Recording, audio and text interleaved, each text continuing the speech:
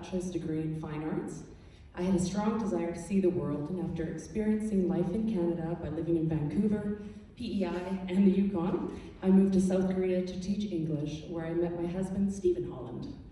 We then lived and worked in Australia and England until moving back to Creston in 2016. My travel experience had proven to me just how unique Creston is, the heart of the Kootenays, and indeed a rare gem on this earth. I've always had a strong involvement in community groups since an early age, participating in talent shows, dance and piano recitals, and the Girl Guides. One of my true passions since 2011 is singing with the Blossom Valley Singers and the women's group Key of She.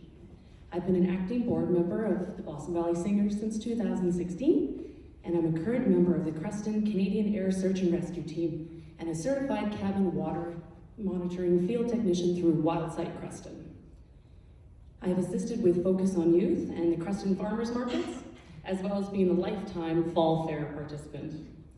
I believe in our community and the power of positive action that comes from the many dedicated grassroots groups that our valley overflows with. We can and have accomplished many things by working together. Creston has a special quality that deserves to be preserved, but also polished. This can be done by improving on the current resources we have and nurturing new partnerships with the Lower Kootenay Band and other fantastically diverse groups within our town. As a disc golfer and a lover of the great outdoors, I seek to improve on our green spaces with more walking trails, dog-friendly areas, and accessible activities for the public to use.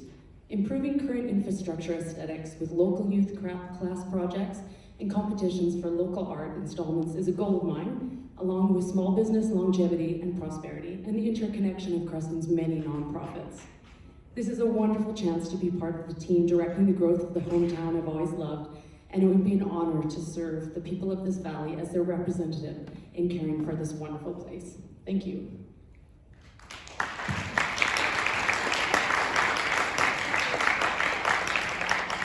Next, we're going to hear from Scott Irwin. Hello. Hello, everyone. My name is Scott Irwin. Some of you may remember me from about a year and a little ago when I ran in the last election. I really wanted to thank everyone who supported me. I've lived in Creston for almost 4 years now. I can confidently say moving here was the best thing I ever did for myself. I love the weather, the views, and the positivity in the people. I've been running my property servicing company for the last year, and it's supported me quite well. Starting my business has forced me to be forward-thinking and open-minded, as well as taught me the importance of financial prudence. I'm always trying to be a tiny bit better version of myself than I was the day before. I understand small steps compound into large changes over time, and I'm happy to work with my fellow candidates to understand how we can take steps to keep Creston a vibrant, prosperous, and comfortable place to live. We need to remember only 64% voted in the last election, so if you're on the fence, please go out and vote. It matters a lot to you and your community's future. If you like what I say tonight, fill in that box at the ballots labeled Irwin Scott. Thank you.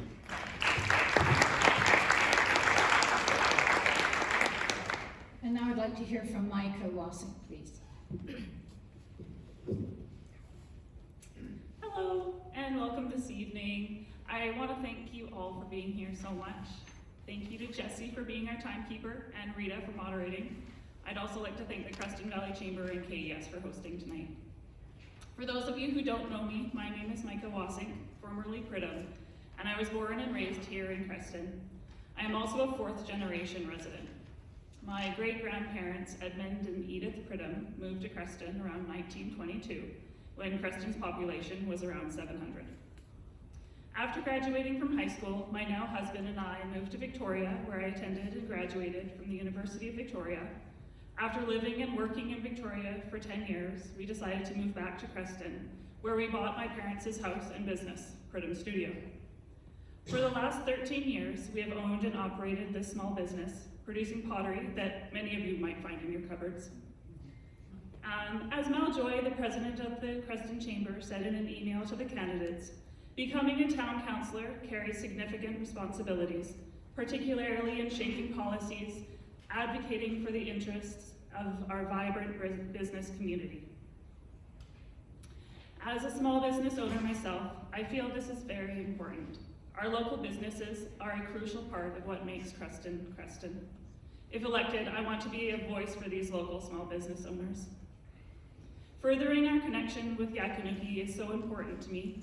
Reconciliation is an active process that can continually be improved upon as we as a town will continue to build trust and support a respectful relationship. After learning so much over the past month, I have learned so much over the past month, attending council meetings, reading the amazing documents produced by staff, meeting with council members, and talking to the public.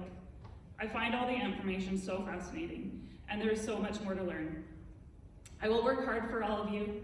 I will be prepared for all council meetings, and I agree to serve the whole community well. I'm looking forward to this evening and answering all the questions that you put forward. Thank you.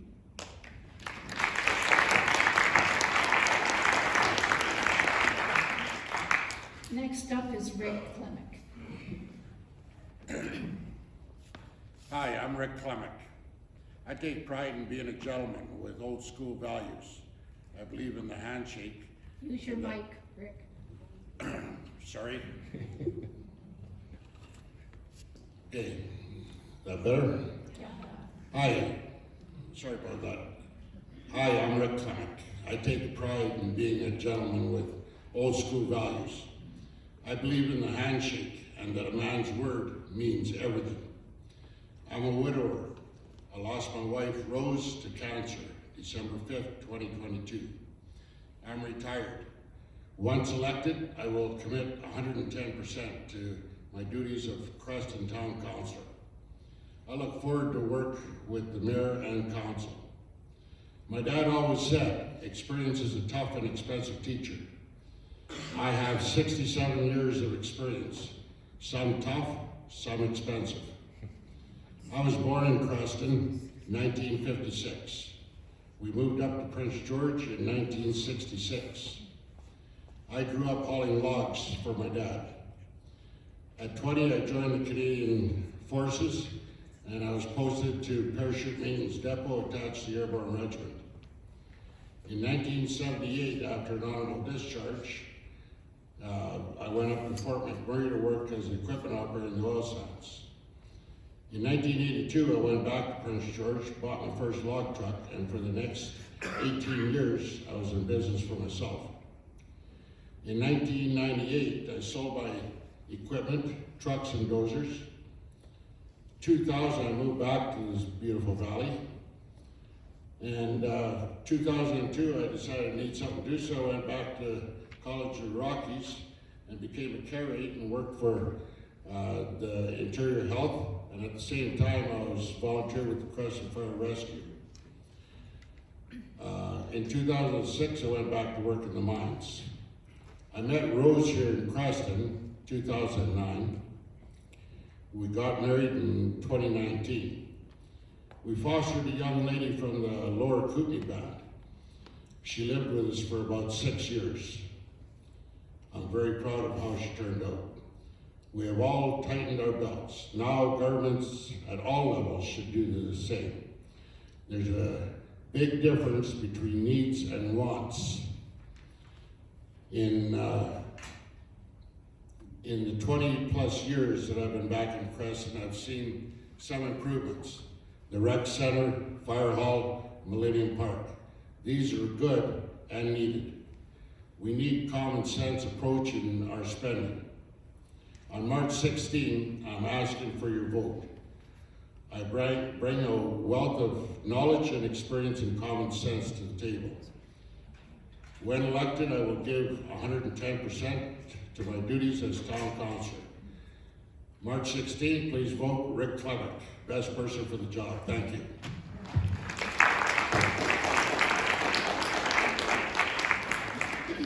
And now let's hear from Carolyn Hahn. Good evening, everyone. Thank you for coming this evening. I appreciate the opportunity, along with my fellow candidates, to share our responses to the questions that have been submitted by the community. My name is Carolyn Houghton. My husband and I moved to Creston in 1998 with our 2 small children. We both came here after living in northern BC. on the advice and recommendation of really good friends. And we had great job opportunities that brought us here. I'm a retired registered nurse. I retired last year. In my years living here in Creston with my family, volunteerism has been really important to me. Sat on several community boards in our community, but also as a registered nurse, providing care and service back to others is just part of the job. And when I look at this opportunity to join the council, I see that being a much broader, more global approach to providing service back to this community.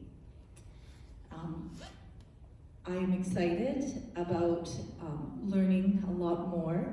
I've spent a lot of time over the last few weeks reading our previous documents that have been drafted by the council, as well as reviewing strategic plans, the budget, and I know I'm starting to understand the work of the council, but there is a lot more to learn, and I'm excited for that learning opportunity.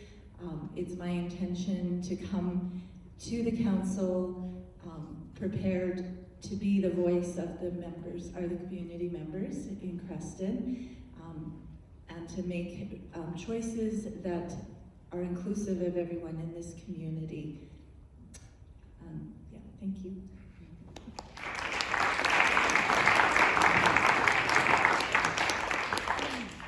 Our process now is that I'm going to ask these candidates 10 questions. And I just want to remind you, as somebody said, voting is such a duty, it's also a responsibility and a privilege for all of us. The advanced poll opens tomorrow, 8 to 8 at the Upper Rhodocrest Hall. There's another advanced poll a week later on the 12th, and polling day, the election itself, is on the 16th. So pay attention. Now is when you make up your mind, probably. So here we go with the questions.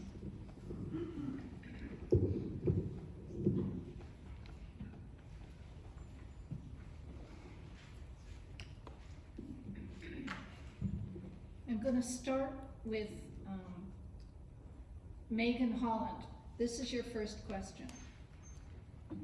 How well do you understand Creston's property tax system, and what's your opinion of the proposed 7.3% increase for 2024? Please be specific. All right, I've been taking a look at a lot of the documents that the Town Council and Town of Creston have been putting out, and I believe that the Town of Creston has been working to achieve the best possible outcome for its residents concerning property tax. It is a really difficult job to facilitate the maintenance of our existing infrastructure, like our roads and utilities like sewer and water, to include creation of needed public spaces for everyone to enjoy and to also be part of the community. And then the continued public safety in our changing climate and also on our streets. All of this while reacting to the extreme rates of inflation seen throughout Canada and the rest of the world. Most of our public works are supported through property tax, and compared to other places in the Kootenays, ours is predominantly residential, which means most services are paid for from the people rather than through commercial enterprise. Although higher than last year, they are still one of the lowest property tax rates in our area and are managed by carefully increasing this amount yearly instead of playing catch up later and hammering everyone with extreme rates in order to compensate for tax breaks, as seen recently in Osoyoos with an increase of 37% to its residents to replace aging infrastructure after years of low taxes. Our town applies for numerous grants from the government on a yearly basis in order to offset the cost of running our municipal services and to create projects like a new 100 child capacity licensed care facility that will be fully funded by a provincial grant. Infrastructure will always need repairs, and with the provincial increases in wages and the exponential rise in the cost of basic supplies and materials in all areas of our everyday lives, I believe this model is prudent and sustainable. Thank you, Megan. Michael, could you give us your opinion now? How well do you understand Creston's property tax system, and what's your opinion of the proposed 7.3% increase for 2024? So after reading the 2024 budget and attending the last 3 council meetings, which included a 5-year financial plan review and the public budget meeting hearing, I feel I have a good understanding of Creston's property tax system. The current increase is sitting at 6.69% for residents, and of this, 1.99% is non-negotiable, as it is dictated by the RCMP. As laid out in the public budget hearing and the town flyer that was mailed out, a 6.69% increase results in an estimated $102 yearly increase for the average house in Creston.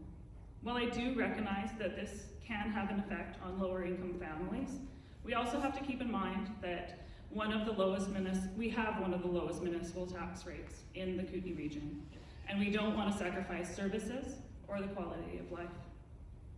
Our town is sitting in a pretty great spot right now with a new rec center, a new fire hall, and updates being made to our water and wastewater when needed. Some of our neighboring towns cannot say the same thing. I feel that a gradual increase every year is better than a large increase every 5 to 7 years. And like as Megan mentioned, look at Asturias for example. They have a 37% increase in their municipal taxes this year, and even a higher than that for their water and sewer, which is around 125% increase. Their town is not happy with hundreds of people turning out to share their concerns. Then look at our town's public budget hearing, where there was only a handful of residents in the gallery, most of whom were there not solely for the budget meeting portion. This indicates to me that our general public is on board with the proposed increase. Thanks. Scott, could you tell us how well you understand Creston's property tax system, and what is your opinion of the proposed 7.3% increase for 2024? The property taxes are calculated based on the municipality's annual budget that is set by the CFO or Chief Financial Officer. The mill rate or tax rate for each landowner is then calculated using the average property value in the municipality and taxing accordingly based on where each property falls on the average so as to match up with the annual budget requirements set by the CFO. Properties below average pay less and properties over the average pay more. I think I have a pretty common opinion on the tax increase in that it's a two-sided coin. Creston is growing, which requires more infrastructure and services which cost more money. However, Creston is also over 20% low-income households, and also a large part is retired people living on fixed incomes. So increases in taxes must be done very cautiously, and if done, needs to ensure a tangible benefit for Creston and its taxpayers.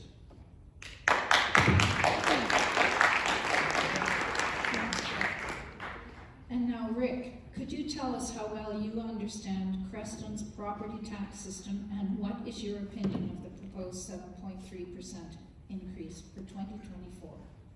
Well, I've got a pretty good grasp on the tax system.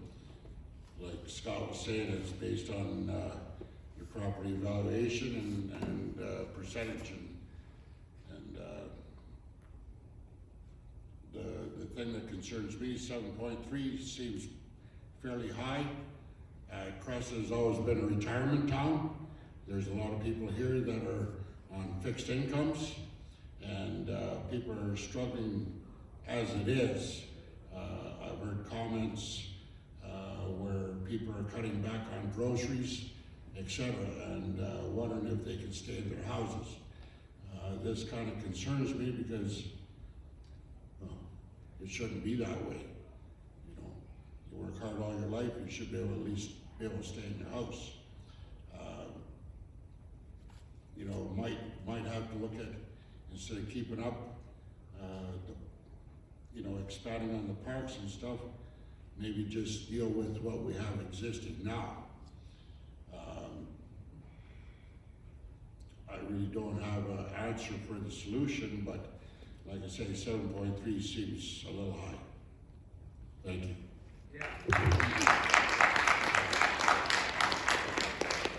Carolyn, could you tell us how well you understand Creston's property tax system and your opinion of the proposed 7.3% increase for 2024? Okay. our taxes that are collected at the beginning of July are the main funding source for the town. And as Megan alluded to, that is the main source rather than from commercial taxes. Of those taxes, about half of that will come to the town, and then we also need to share some of that tax money out through the school system, hospital district taxes, the Municipal Finance Authority, BC assessments as well. And so that money that comes at 7.3%, or roughly it'll be just under that at about 6.9%. I agree that we don't want to see a tax increase, but at the same time, our community requires that tax money to maintain the infrastructure that we have in place, as well as to ensure that we're meeting contractual obligations in regards to contracts for our staff, as well as policing in our community. It allows to ensure continuing service delivery enhancements taking place, and it creates a bit of reserve in the event that we have infrastructure replacement demands that come up unexpectedly. We have that reserve in place. It's important to remember that Creston continues to be taxed below the provincial average of communities within BC, and is also one of the lowest tax communities within the East and West Kootenays. Thank you.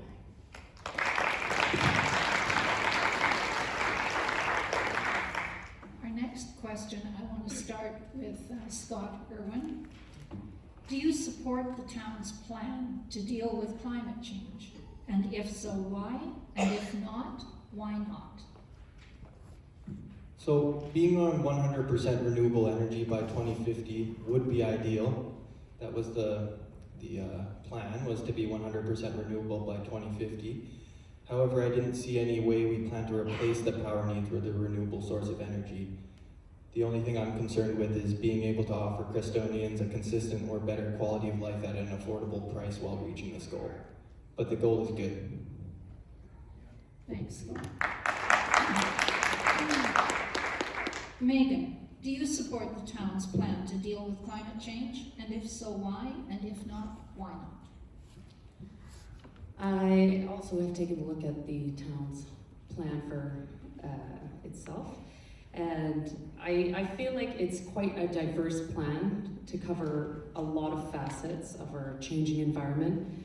This includes the implementations of green spaces, which are not only a very affordable way to increase public enjoyment, continued public enjoyment, but also it creates drainage for floodwaters if that does happen, which with the increasing climate change is possible. More trees planted will also help keep us cool in increasingly hotter temperatures. Water restrictions have been put in place to assist during the dry spells, and there have been new building regulations and tax incentives for energy efficiency, with interest going towards any projects that are of that nature. There is support for the cultural burning practices in the Lower Kootenay Band and extensive fire prevention upon Arrow or Goat Mountain, as some of us locals call it, through the community forest in order to create a safe boundary between the forest and the town during the wildfire season, which we're seeing a lot more of these days. The decrease of dependence on passive transport is one of the best ways to help alleviate our main source of CO2 emissions by the creation of safe bike lanes, connective sidewalks and paths between all areas of town, and by increasing foot traffic in the downtown core through the Cook Street diversion. We will drive less and walk more when it is safe and enjoyable to do so. The town has implemented energy-saving LED lighting wherever possible, installed EV chargers, and is working with incentive programs for high-efficiency upgrades to different heating and cooling systems. In addition, I support the creation of small pocket centers of parks and commerce in each of our residential areas, where residents can access outdoor activities and basic supplies without having to get into a car, creating safe spaces outside that are accessible for all without vehicle use, as seen in many towns in Europe and also in the UK. Thank you.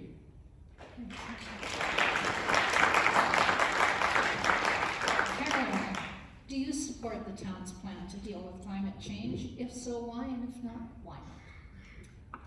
Yes, I do support the climate change plan that has been drafted by our current council. That environmental stewardship is really important for each of the members of the community of Creston to take part in. We have a lot of risks related to climate change right here in the valley, risk of wildfire, seasonal water shortages, I hope possibly heat waves again this summer, as well as longer term water shortages versus flooding. So yes, I think we need to do our part when it comes to climate change and utilizing that climate change plan that's in draft form to help this community reach the goal of 100% renewable energy usage by 2050. So that allows us to, look at our own carbon footprint that we leave behind. And so we have the opportunity to utilize things like the curbside program for recycling and compost that the town has in place. Look at our own homes and explore how we can have an energy efficient home in place and take advantage of the rebates that are offered by RDCK, provincial and federal governments to help us do that. We have to really take into consideration that we need more green spaces, trees, and that clean air for all of us in the community. Thank you.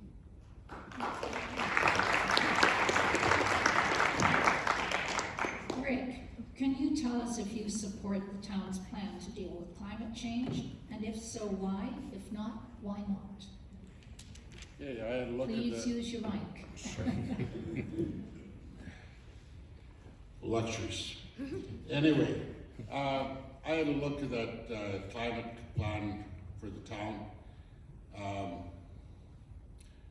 I think it might be a little premature trying to get it done by 2050. There is a lot we can do. As far as vehicles go, I had the opportunity to spend some time with one of the cab drivers here, and as everybody knows, they run that electric car around, and there's not very much good said about it.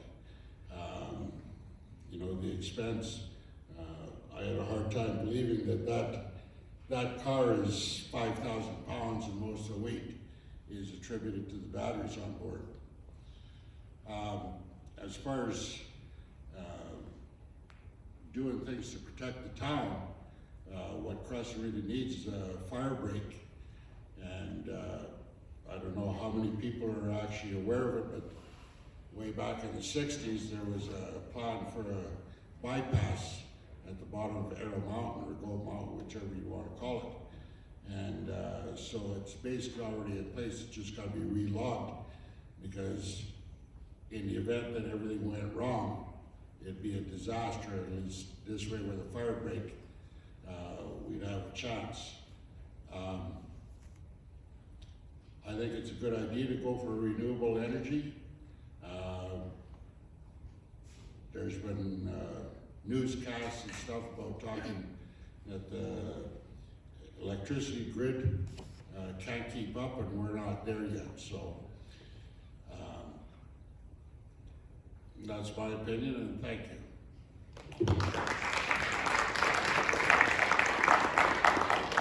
So Micah, do you support the town's plan to deal with climate change? If so, why? And if not, why not? The town is currently in the process of writing a climate action plan, now called the Environmental Stewardship Plan. The first draft has been sent back to staff for reworking and taking in public engagement into consideration. The latest draft has not been yet presented back to council. I support the town in developing this plan. Climate change is an important matter that needs to be taken seriously. We have seen such events in our town recently, like the extreme cold we had this past winter and extreme heat and drought in the summers. These intense highs and lows are going to continue, and we need to be forward-thinking in our decisions so the valley that we love will prosper for our children and generations to come. After reading the Creston Climate Action Plan draft, I can see that the town has a lot of good ideas and ways to reduce our GHG emissions, such as making the town more walkable through additional sidewalks and trails, developing a stormwater plan, and promoting incentives and funding programs for energy-efficient building upgrades. I support the movement towards being more conscientious in our actions and using more renewable resources, but maybe electrical vehicles are not the only answer. We have a lot to learn and do. This plan will need to adapt with new information when new information becomes available or new technologies emerge. We will need to continue to evolve and grow, so looking into our community will be crucial. Looking at more ways we can become more self-sustaining. Things like planting more drought-resistant plants, conserving water, and water collection through rain barrels should become second nature. Doing nothing is not an option.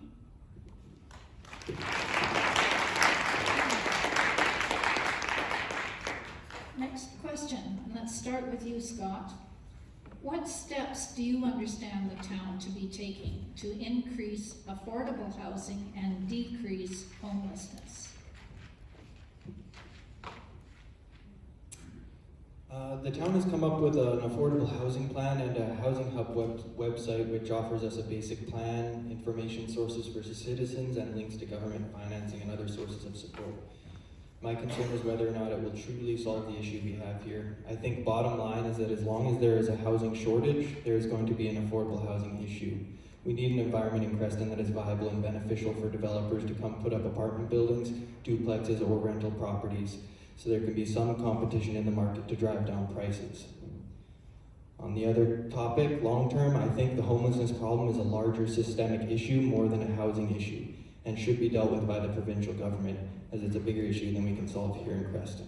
Of course, we can all do our part by donating to our local charities and food bank, and just being positive out in the streets, and yeah, just be positive and try not to make people feel like they don't deserve help, because everyone deserves help. And I think our community should be the first ones to do that for them. But I think the issue should be solved by bigger powers than just us. Thank you.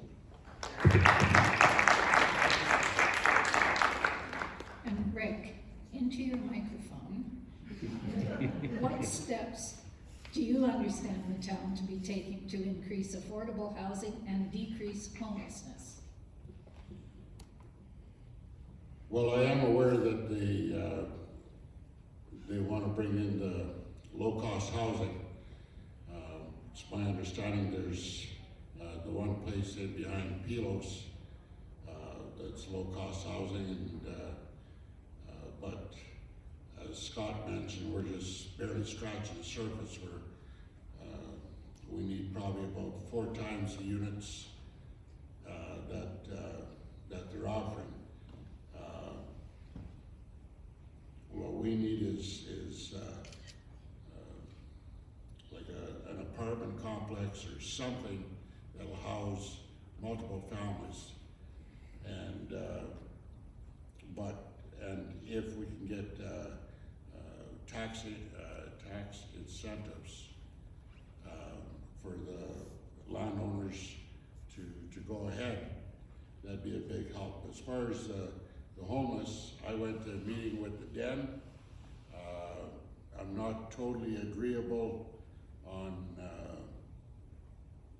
I see what they're doing, and they're giving everybody a place to spend the night, but we're only putting a Band-Aid on the situation. They did say there was a lot of people that have got addictions, and instead of just giving them a bed, maybe we should be dealing with the addiction end too. Thank you.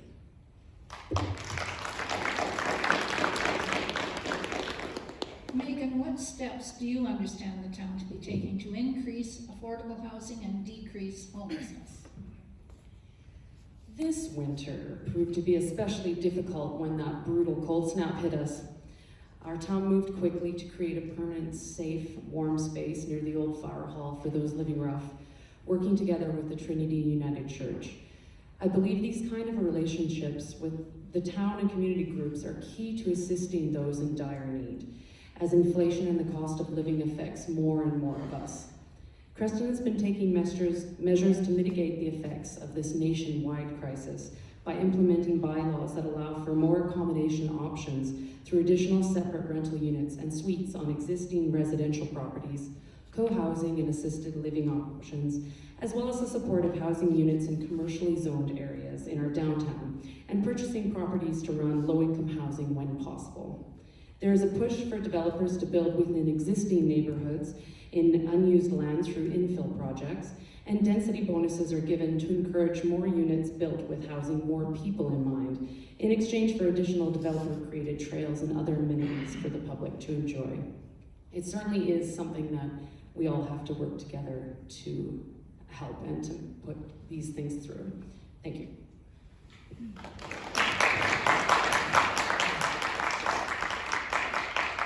So, Micah, what steps do you understand the town to be taking to increase affordable housing and decrease homelessness? After reading the Creston's Housing Action Plan, it clearly lays out 19 action recommendations. The recommended actions are not focused simply on building new houses. Rather, the actions focus on enabling the supply of houses that is most missing in Creston: more affordable, secure, and healthy housing for low and moderate income residents, including the older population looking to downsize their house, as well as younger individuals or young families trying to live off entry-level, low-paying jobs.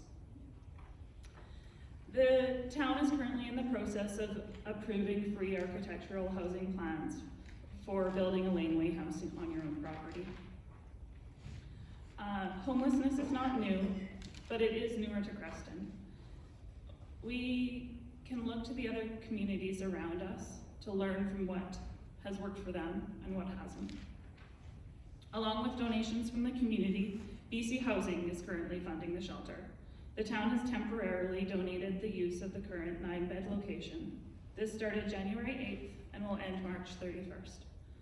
Unless BC Housing wants to buy the current facility from the town of Creston, they unfortunately cannot stay there. The town can facilitate conversations with local organizations, point them in the right direction to find potential funding, encourage and support, but actually funding shelters is not within the municipal community charter.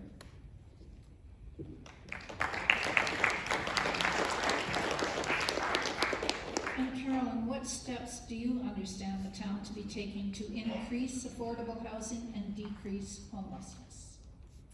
So Creston currently has the Creston Valley Community Housing Society that is made up of both council representation but also stakeholder groups within our community that are looking very closely at the housing challenges in our community.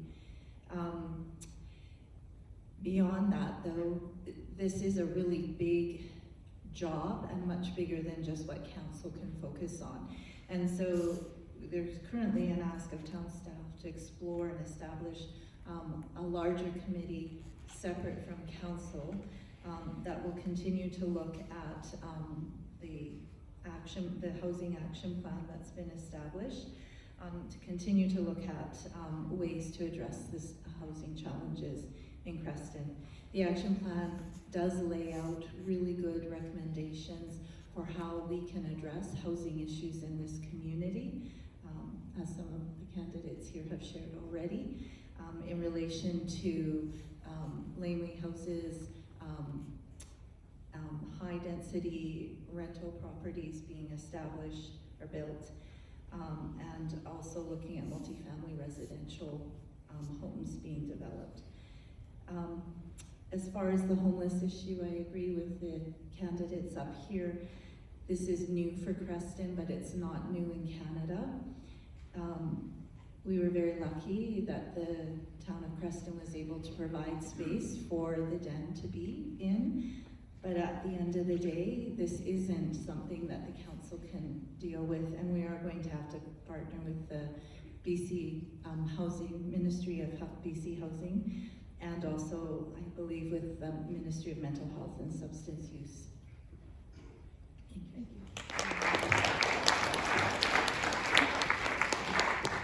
We're going to talk now about the business community. So starting with Megan, I'd like to know, what can the town do to improve the viability of businesses and increase economic development? Thanks, Rita. I believe that the Cook Street diversion of large trucks through our downtown will make that space more enjoyable for our residents and visitors alike, which will increase their time spent there. The lessening of traffic means that the air and noise quality will improve, and the ability for businesses to have outdoor patios and small extensions can be increased, which will slow down those on our roads and turn us from being seen as a drive-through to more of a preferred place to stop and stretch your legs, do a little shopping, and get something to eat. Creating a vibrant and safe place for everyone to gather and spend time helps to foster community and allows for more public events to be held safely. Increasing accommodation units in the space above commercial properties will bring more life to our downtown core, as well as lessen the need for vehicle dependence and decrease CO2 emissions. Northwest Boulevard is desperate for an upgrade, and careful planning can mean that new industry will be drawn to put down roots in a space that is more of an extension to our downtown, rather than a separate entity. I also feel there is a need for affordable space for micro businesses, including shared office space for startups and small businesses that are not able to afford a large shop downtown. Many communities in other parts of the world have these spaces that are much more economically feasible for a single owner with maybe one employee to run, but increase their viability due to being able to have a presence on a main street. We have such a large amount of home-based businesses that could really thrive with the right location, and more of the public could access them in one place when they do the rest of their shopping. Thank you. Scott, I'd like you to answer that question. What can the town do to improve the viability of businesses and increase economic development? Use your microphone. Well, I think diverting traffic to Cook Street would help too. Of course, our businesses are the lifeblood of our community. I also believe viability of businesses and economic development go hand in hand. We need to create a space where our businesses can afford to run, hire employees, and grow. Amidst all the other growing costs due to inflation and carbon tax, I think a rise of 7.3% in carbon tax this year is a step in the wrong direction for our local businesses right now. Thanks, Scott. Your turn, Rick. What can the town do to improve the viability of businesses and increase economic development?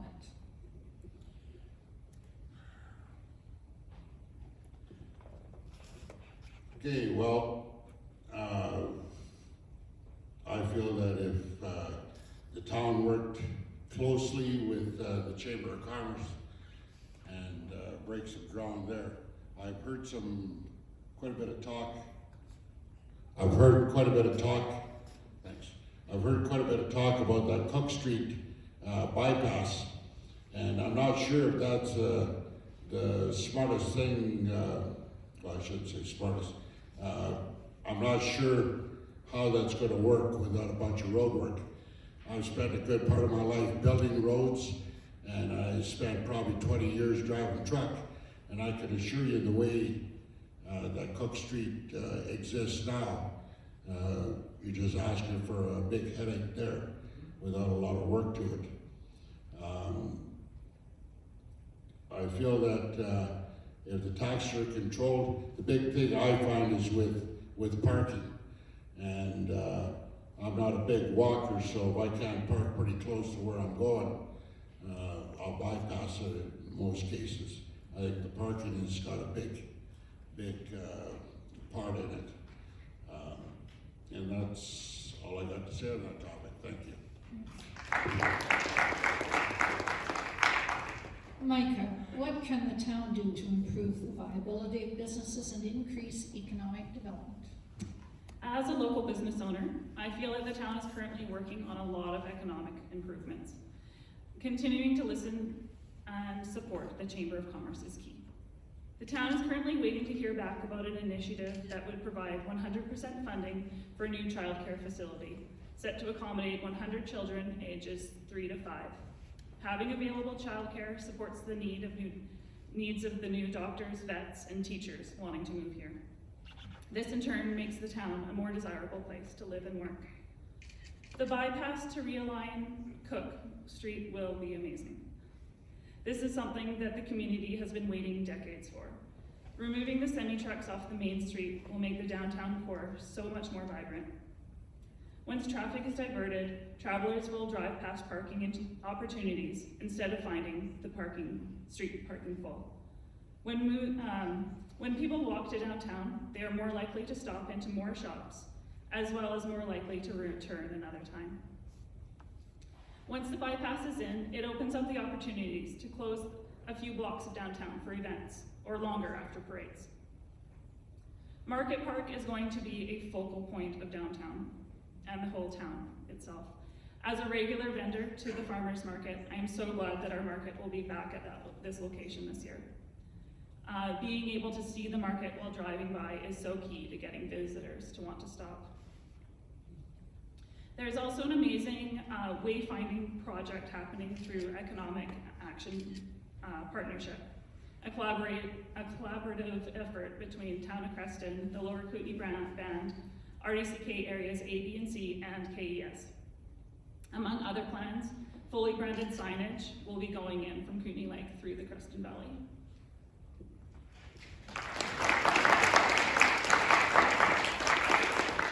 Carolyn, do you want me to repeat the question? That's Go okay, ahead. thank you. Okay.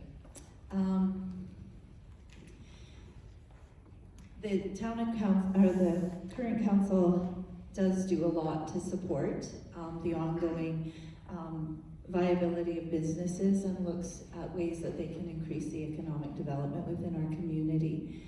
I agree with fellow candidates up here. And homes that are 3+ bedrooms and have nowhere to downsize to. Let's build them somewhere to move. Come up with something really exciting, Carolyn. Well, to quote the Bare Naked Ladies, if I had $1 million times 20 or maybe even 30, I could do something with that bunker. But like everyone else up here, I think the priority for our community is affordable housing. I think we could borrow some ideas that we're seeing in cities where they look at affordable housing / deluxe or a luxury living suites in partnership within the same building. Needs to have a great daycare space, gym space, keep that underground parking, and I see retail on the main floor as well. More space for some of our local businesses to expand, or also create opportunities for others who have great ideas for business to have a place to put them. Thank you. Thanks. Scott, I am going to give you a chance to say what you want to, so don't give up. Next question, what specific revitalization project do you have in mind, if any? And let's start with Rick. I grabbed her before you could say anything.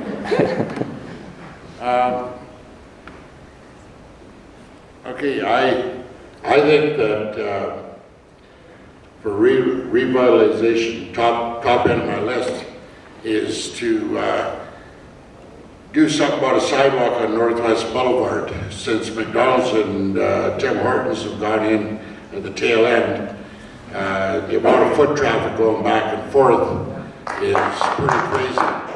And I'm a smoker, so I'm out there watching this performance all the time. And in fact, when me and my wife first moved into that neighborhood, we thought it'd be a great idea to be walking the dog up the fields in by Fritz's and such, but not everybody is a courteous driver, and even I got a little unnerved there. So a sidewalk, at least on one side of Northwest Boulevard. If you go over to the other end at, I want to say Crawford Hill, sorry. If you go to the top end of Crawford Hill, right from the town limits in, right through to Overweight is a sidewalk. In fact, on a lot of it, it's two sides. But as soon as you get past Overweight, there's zero. And, well, there's that little section by Overweight, or McDonald's. That's a big one. What I would do is finish Glacier Avenue, and that runs from Crestview going north, and open up an industrial park in there, which is badly needed here. And better lighting at the intersections. I myself, I'm not sure if it's because of age or what, but it's pretty dark coming down the main drag there to crosswalks. And that causeway going in between the sand store and the pizza shop. For anybody going there at night, it's a little dark. Thanks. Thank you. Scott, do you have a revitalization project in mind? I'm not afraid to say I don't have a real answer to this question. If it didn't cost anything to the taxpayer, a restoration on the other grain elevator would be very nice. Any revitalization plan can sound good if it looks pretty or provides a service. How it's looked upon in the future depends on how the benefits are weighed against the cost to the taxpayer. In this economic climate, we should think about evaluating what services we have and how we can possibly cut costs rather than adding new projects that will cost taxpayers more money. Thank you, Scott. Megan, do you have a revitalization project in mind? I would really like to be involved in the revitalization of our downtown core. It is on its way to becoming a truly lovely space, but with increased signage and outdoor events, we can really make it thrive. Creating more artwork, such as murals by our local artists and things like tiles made by school classes, can awaken uninspiring cement walls and create a sense of a community that is truly loved. A definitive, colorful entrance to our downtown area would certainly slow down visitors. The connection of our town through safe paths for walking and other forms of active transport, along with the idea of pocket communities, as well as increasing green spaces and flora, these are all ideas that I share with our town's current community plan. Thanks. Go ahead, Martha. So Market Park is going to be an amazing focal point for Creston once complete. I would love to see it planted with drought-resistant plants and trees. I would also like to see further mural work on the retaining wall, something that visitors will want to make a point to see when they come to town. I'd like to see a sculpture that you want to take a photo with, right? Something that showcases Creston, a sculpture that you want to go see and take a photo with, right? Be it large letters that spell out Creston or something iconic to our area, located maybe by the visitor center parking lot, so you can take that photo and you've got the elevators in the background as well. And for example, have you seen the ram's horn that they've put up in Radium? There are these enormous steel structures of these horns, and they're absolutely spectacular and make you want to stop and check them out, or make a point to even go to Radium to go look at them. When our highway realignment is finished, it will be an amazing time to add a spectacular sculpture. There are so many other locations that amazing murals could get painted, and there are so many local and regional artists that would jump at the chance to showcase their work. Art is a beautiful thing. You can tell that I am kind of passionate about art. It brings the community together and expresses our pride.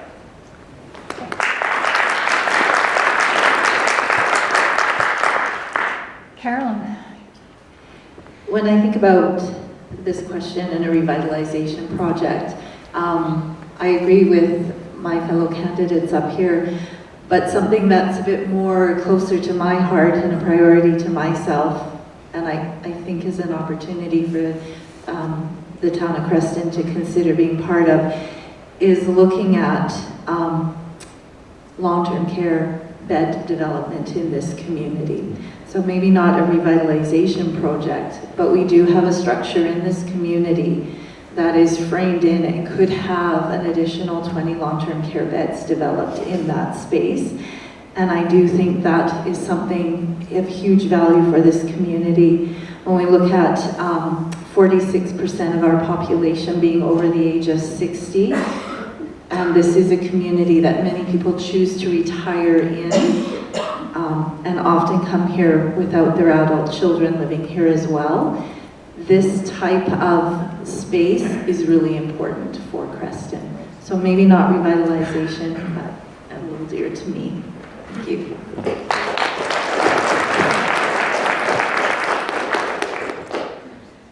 So should Creston be a town or a city? What's your view? Let's start with you, Carolyn. So from a legal perspective or bylaw perspective, town or city is kind of irrelevant. It's what you choose to call it.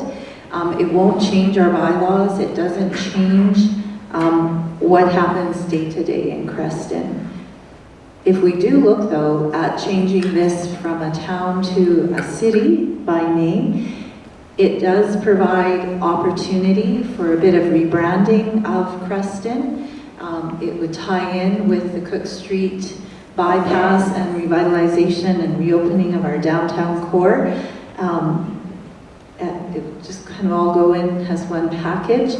Like I said, at the end of the day, city or town doesn't change what happens here. So it really is about what our perception is. Are we a city or are we a town?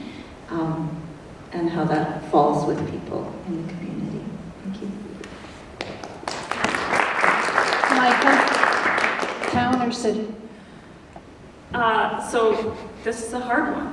I can see really good points to both sides. I love that we are a town. It's the town that I grew up in, and the town of Creston has a ring to it that I know so well. A town, for some reason, feels more local to me, and that we are here to support local, nostalgic even. It's a great tourism marketing point as well. Come enjoy our town of Creston. But technically, we are a city. We have been classified as a city since 2012, when our population grew over 5,000. Becoming a city shows that we are growing up and ready to move forward, to be who we actually are and embrace that we are growing in size. But at the end of the day, this is not going to be a decision just for council. This will be a decision for the people of Creston. All of you will vote on this outcome. Council's job will be to inform you that this decision is coming and listen to what the residents have to say. I'm hoping that a questionnaire will be sent out to gain feedback. Keeping the cost low on this process will matter to the people, and this doesn't need to be a transition that happens quickly.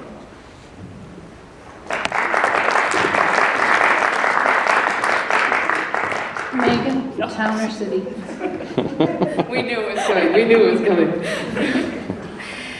So although we do technically have the population of a city, I still feel like the heart of Creston lies in the safety and comfort of a small town. Throughout COVID, we saw a lot of new residents fleeing here to take shelter from larger cities, which really offered no room to breathe. There is a definitive longing in the human psyche to live in a place where you know your neighbors and can walk the streets without fear. I believe we are still the town of Creston, and I hope we can hold on to that feeling for as long as possible. Thank you. Over to you, Rick. Town or city? Well, it comes down to cost versus benefit again. I was talking to a friend and we were actually discussing this point. My mother was a little Jewish, so I'm a little tight with my money. You imagine changing all the signage, what the cost would be. Okay, all the decals and all the equipment, the pickups, on and on and on. Is it worth it? Would it be that much of a benefit to us as people of Creston to change from a town to a city? Now in economic times when we're questioning, a 7.3% increase in our taxes, And then to go with the other hand and throw the money out the window doing new signage just doesn't really make a lot of sense. I think we should stay as a town. I can't remember who mentioned it, but the town has got a good feel to it. I know myself, I feel at peace here. I hate going to the city where the hustle and bustle. I went and see my kids in Calgary here a couple weeks ago, and between the traffic and the helicopters, it was kind of outrageous, but I think it should stay as is. Thank you. Scott, town or city? Well, since Creston is already incorporated, we still have to abide by all the same laws and responsibilities that cover all municipalities in BC. I really didn't feel like I had much of an opinion on it, but after Rick was saying it would actually cost a fair bit of money to switch over all of our signage and change all of that, so that would be a con. BC, we have a town Comox that's 13,000 people, and we also have the city of Greenwood, which is 660 people. So really, I don't think it's a huge issue. We could be a town because we have more than 5,000 people, but to me, it doesn't really matter at this point, and we could save the money by not changing our badges. So, yeah, that's what I think about that. Hang on to the microphone, Scott. We'll start with you. What's the most important issue facing town council in the next 3 years? I think the concern for town council will be providing an environment where businesses can thrive with the way the economy is. The good thing is we will be able to start recording town council meetings, which is a huge step in the right direction for transparency and accountability. Having the meetings accessible to more people will open up a huge door for brainstorming and working with the people so we can get some more feedback from the community. Yeah, I think the biggest thing will be providing an environment where our businesses can thrive in the economic state the way it is, and make sure that they can all survive and keep providing us with the services that make our community happen, make everything move.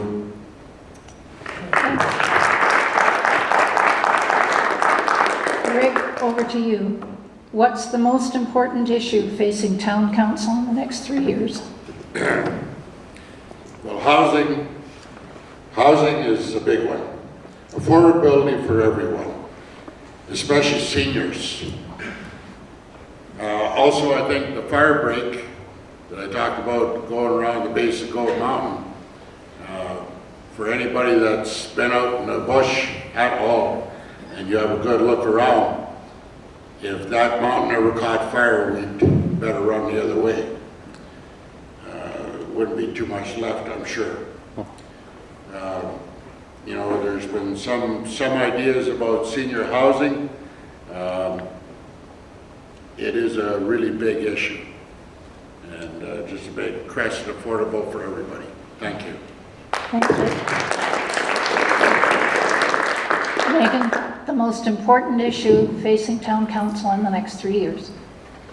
Definitely housing, for sure, 100%. Implementing multifunctional spaces of commercial and residential use can help to alleviate the strain on housing, but also provide long-term growth for other businesses to appear for needed services like childcare, which is also a big issue. Purchasing housing through the town will ensure and secure a good percentage of low-income accommodation, and viewing proposals on a case-by-case basis to work with developers to create more opportunities for larger scale multi-family units can help us with this issue that is facing all Canadians.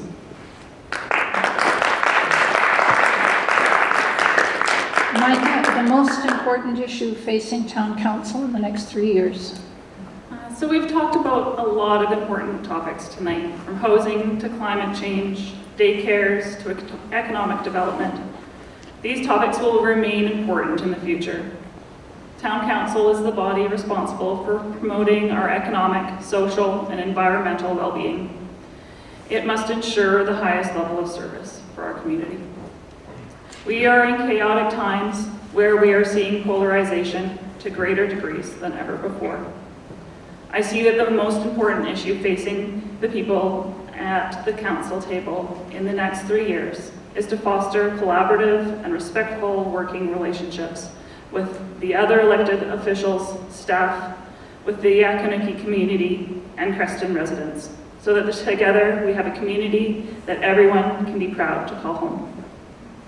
I feel that my personal skills in collaboration, hard work, and effective decision-making will serve my town well, and I want to sit at that table.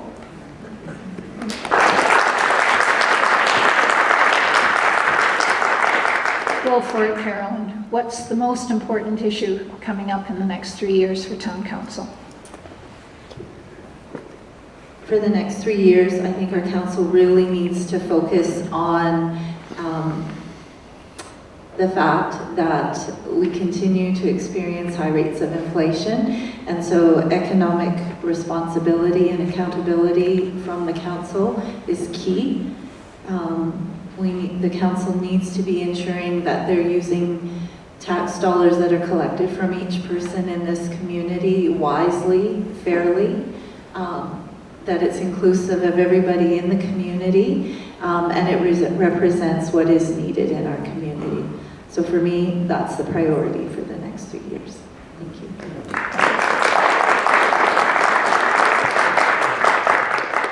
And now I want to ask all of you, what's the question that you didn't get asked tonight that you wish you had been asked? Start with you, Scott. Well, I think I already mentioned the rising reliance on the food bank. I think that comes back to a cost of living issue, affordable housing, mental health support, all that sort of stuff. I think ease of access to healthcare is an issue in Creston that could be given some attention. Yeah, I think cost of living is high, inflation's going up, taxes are going up, everything costs more. It all goes together. I think that the increase in taxes is a lot for some people to handle, and it does affect all the businesses in town. It affects overhead, which is direct cuts to profit, and yeah, that affects all of us. Everyone who relies on the businesses in town get affected by property tax increases, and I think amidst everything that's going on, it's a lot for some people to handle, and yeah, I think yeah, that's how I feel about that. I think it's a lot for people to handle. Costs are high, and people are using the food bank more often, and that's the way it is. Thanks, Glenn. Before I move on to anyone else, would any of the other candidates like to ask Scott anything about what he's just said?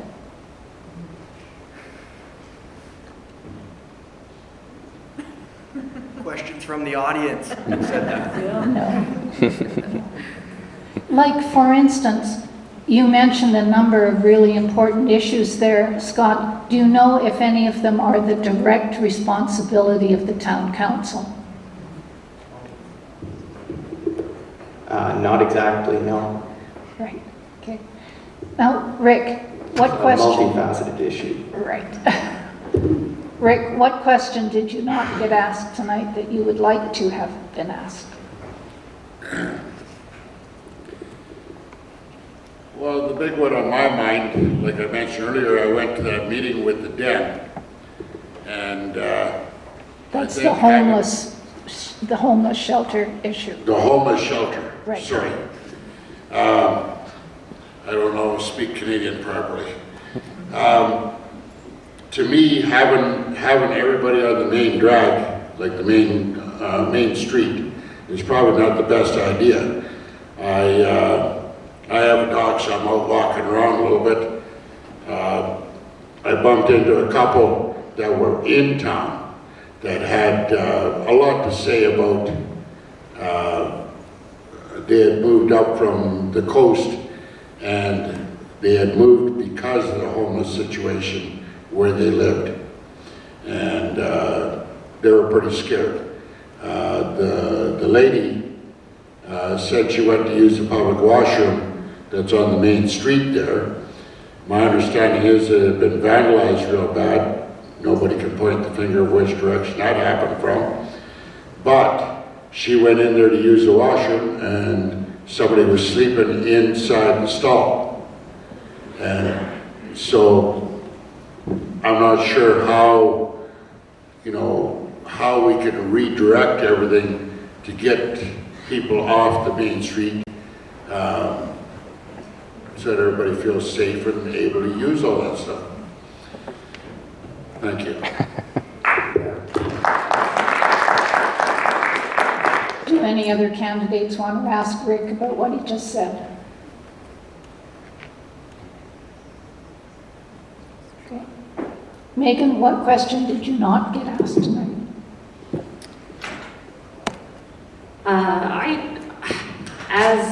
I do love to disc golf. I feel like it is something that is free or almost free. I think the cost of a disc is maybe $20 to $30. I've used one disc for about 4 years now. And the enjoyment that you can get from an activity like that outside is huge. And seeing what happened in Lister Park, where they put in a disc golf course, suddenly that park went from not being used a whole lot, maybe for the hockey rink, and there was a bit of camping, but that fell into disrepair. Suddenly, it became this vibrant community. There was people arriving, constantly walking around the whole park with their little kids, with their, moms and dads. Everyone was out there. And it just revitalized that park, and it took a lot of negativity that was there. There was a lot of suspect drug involvement happening in after hours and during some of the later hours of the day. I know some neighbors in that area, they saw the change in that park was huge. So something like that, where we can increase the public's presence in our areas where we want to live and habitate, that's huge. If we can take that and do that to our downtown area or any of our other park areas, like Shakursky Park, for instance, is huge. That needs a little bit of a facelift. It's a beautiful area, but it feels a little unloved. Putting things like that in that are affordable and get people in and just get people from the community into a place that can actually really help with keeping that kind of neighborhood watch system going. So yeah, if there was an ability for us to do that, that would be fabulous. I don't know if that was an answer, but that's where we'll go with it.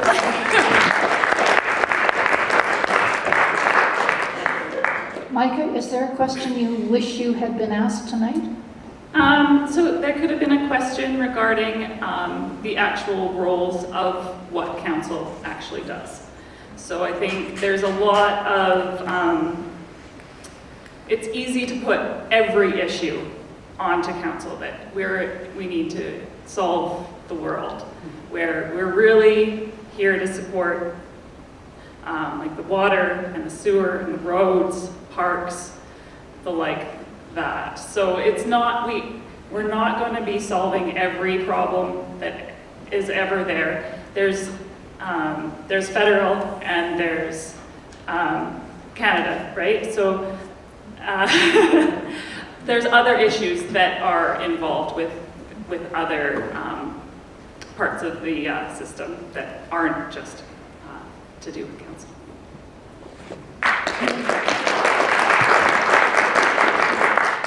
Go ahead, Carol. I'm just going to say, Megan, I thought you said I love disco. Oh, I love disco. And I was really curious where that was going.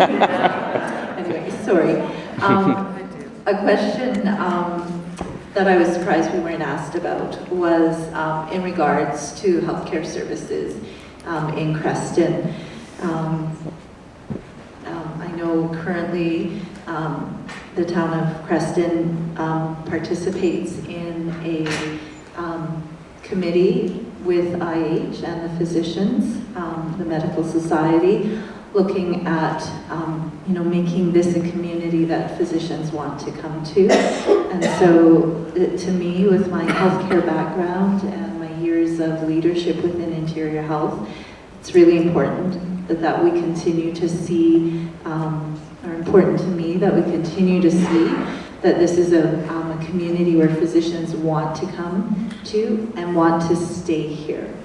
Sometimes you can recruit somebody, but making a physician love this community and want to stay here and raise their family isn't always successful. And there are a lot of people that I run into who tell me they're on the waiting list waiting for a doctor. I hear people say to me, oh, I just got a doctor. I've been waiting for 5 years for a doctor. So, you know, when I speak about the health and wellness of this community and that being important to me, it's important that we continue to focus on having physicians in this community.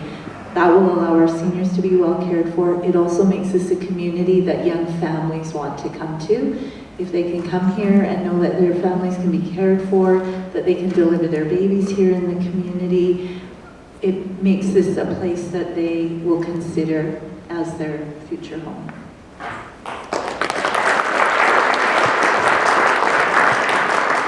So now I want to ask each of you, if you were elected to council, what would be your primary interest in being on council? What is the thing that drives you, that makes you want to be a candidate, that takes you to the table and makes you want to work on something? What would that be?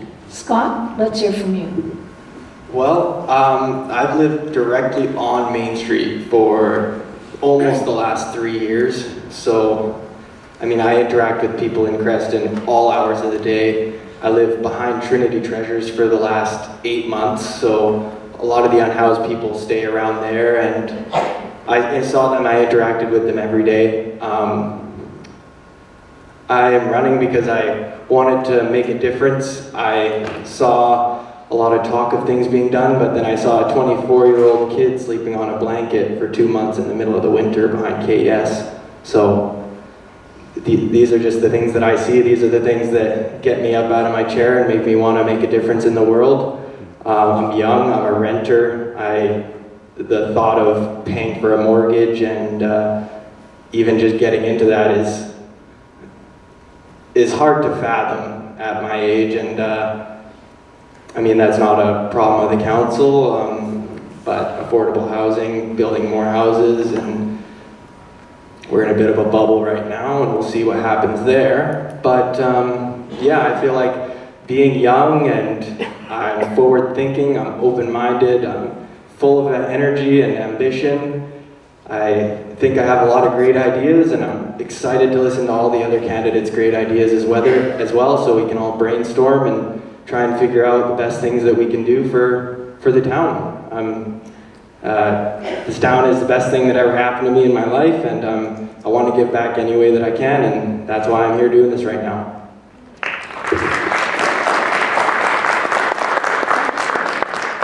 So Rick, what's driving you to want to be a candidate and want to sit at that table? What are you going to take to the table? Well, as I mentioned earlier, I was born down here, and I'd like to give back to the community. I think Creston has a lot to offer. As far as doctors go, my wife, she just passed away about just over a year ago. Me and one of my daughter-in-law took the time to do a thank you in writing to all the doctors and nurses involved in her care. And it's like any of us, you know, to get a little bit of appreciation goes a long ways. You know, if you're just getting the short end of the stick all the time, what's going to give you the incentive to keep around? As far as making things better for Creston, I believe that with my business experience, keeping track of the numbers, that'll be a big asset. I spent a lot of years building roads and maintaining roads. You know, just maybe having that aspect brought to the council might be an idea. I know I watched a couple of projects around town, and what can I say? Anyway, no, I feel that some things have to be questioned at times. You know, we're certainly not back in the 1970s where you get somebody, well, when I got out of the Army, I was about Scott's age. Got out of the Army, went up to Fort Mac for a year, and I was driving a brand new Trans Am. So you certainly can't do that anymore. And we, you know, whether it's individual or us as a people, we got to start watching the dollars and cents. And even with the projects around town, beauty costs money. Okay? And if you're not, if everything isn't rolling in the right direction, that's not good either. So I'd like to be on the, I'd like to be the reason that our town rolls in an efficient way. I guess that's the best way to put it. Thank you. Megan, what's your primary interest in being on council?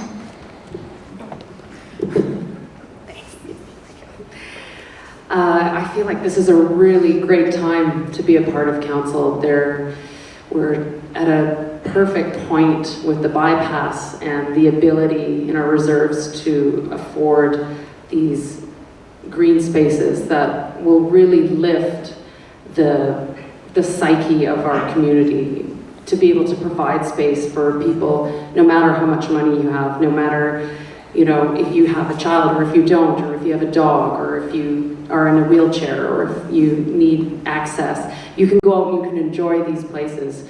I feel like when we can get all of our community out and mingling, we can actually accomplish beautiful things together. We really can. And the way that the town is putting into place these things, I'd love to be a part of that and just help to create that safe space for everybody in all areas of the valley to come and enjoy. Thank you. Okay, Micah, yours. So I truly love this town, and it's such a beautiful place to live and visit. I'm keen to step up and be part of council, and I think I'm enthusiastic and ready to learn and work with the existing team in all the different facets of all the different meetings that come into play. Participating in the different community committees is a huge part as well for council. So attending, for example, the different chamber meetings, say fall fair meetings, helping plan the Blossom Festival, all of those committees council members partake in as well, and really help push things along and make the town a better place as well.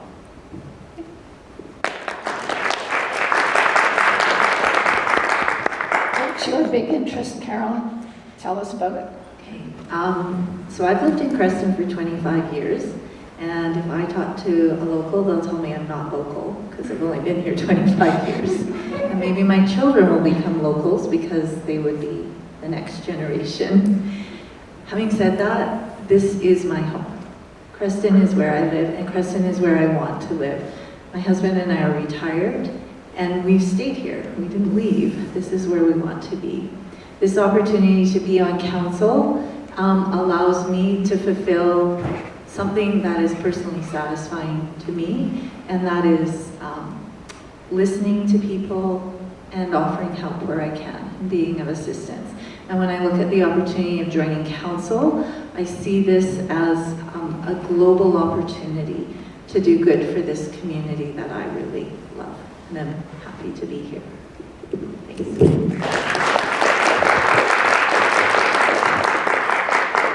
So I want to ask if anybody has a burning urge with a really important question that they think we've overlooked that needs to be asked. Shout it out. Why isn't anybody talking about the back Harrison Road as the bypass? It's the edge of Creston. The only obstacle is the hill, and there's a large tract of land just to the left as you're coming down the hill. So why hasn't that been brought up as the bypass? So Did you guys hear that? Any other questions? What was said about I have one. Yeah. What about with the cabs? We always seem to have a shortage with the cabs. Sorry? Taxi cabs. Transportation, like taxi cabs. Are you talking